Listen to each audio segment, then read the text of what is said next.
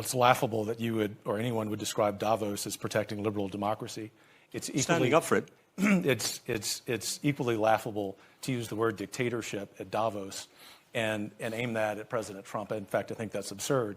But I'm going to step aside from that constructive criticism and instead answer your question. Yep. And I'm going to be substantive here.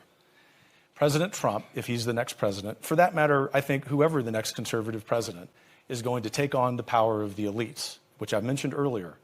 But the thing that I want to drive home here, the very reason that I'm here at Davos, is to explain to many people in this room and who are watching, with all due respect, nothing personal, but that you're part of the problem.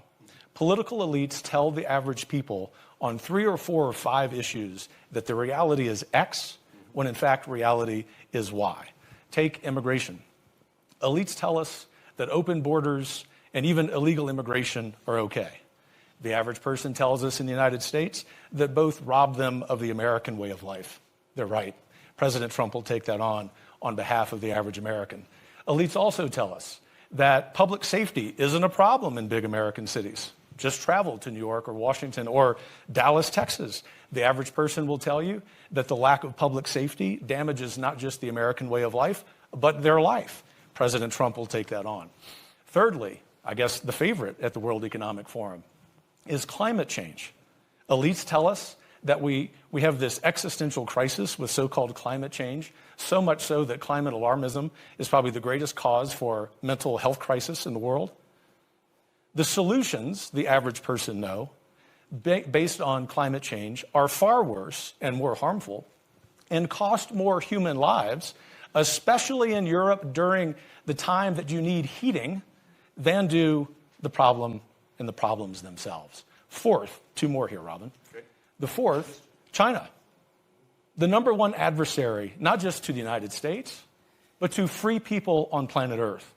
Not only do we at Davos not say that, we give the Chinese Communist Party a platform. Count on President Trump ending that nonsense.